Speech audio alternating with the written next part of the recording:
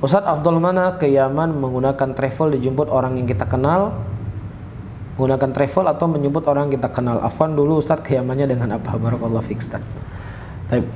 Saudara-saudaraku muslimin dan kepada saudaraku yang bertanya, ya lebih baik berangkat ke Yaman karena ke Yaman itu berangkatnya agak rumit ya, dengan kondisi Yaman A, B, C, D dan seterusnya.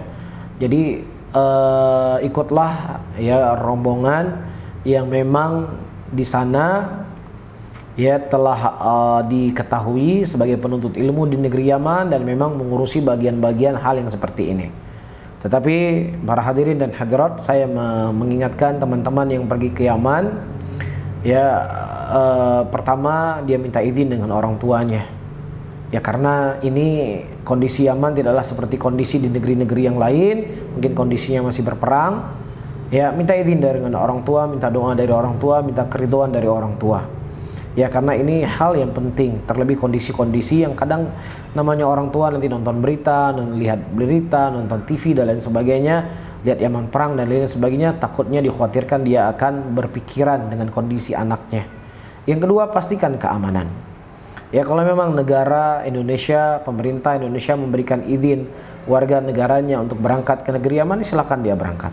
Tapi kalau misalnya pemerintah sementara waktu melarang warga negara untuk pergi ke Yaman, maka lebih baik ya untuk ditaati, dalam arti kata ya pemerintah yang lebih tahu kondisi dan keadaan politik di dalam sebuah negara ya. Dan idealnya saya nggak mengatakan tidak boleh ya. Hal yang pertama boleh, hal yang kedua misalnya pemerintah juga tidak melarang karena pemerintah juga memberikan izin misalnya. Idealnya yang ketiga ya, teman-teman yang hendak pergi ke Yaman, idealnya saya katakan ya pergi ke Yaman kalau seandainya memang kedutaan besar Indonesia itu sudah dibuka di negeri Yaman. Itu kan sudah standar, sebuah negara itu sudah dianggap aman ketika kedutaan negara kita ada di sana. Karena kita khawatir ketika tidak ada kedutaan besar, perwakilan pemerintahan kita di sana, ada sesuatu yang terjadi bagi warga negara, itu terkadang akan ada kesulitan karena mereka tidak tahu kemana mereka harus mengadu.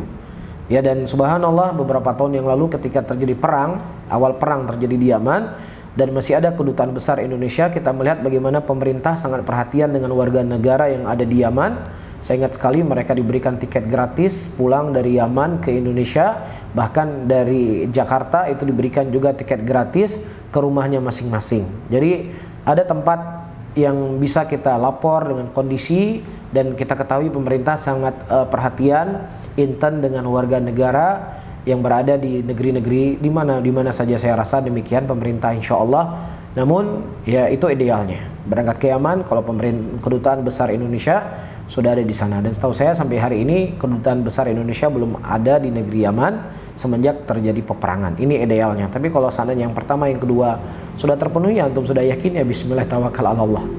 Ya, karena orang yang belajar di Yaman itu ujiannya itu lebih besar. Ya, sisi udara, dulu zaman aman saja listrik itu mati sehari mungkin 10 kali mati listrik. Ya, bahkan tempat saya belajar, terakhir saya keluar dari tempat saya belajar ya itu sampai saya keluar di tahun 2008 itu belum ada listrik. Ya, listriknya itu masih pakai listrik pakai mesin. Hidupnya cuman maghrib sampai jam 11 malam. Ya, kemudian siang hari nggak ada listriknya. Wallahu a'lam bishawab. Barakallahu fikum.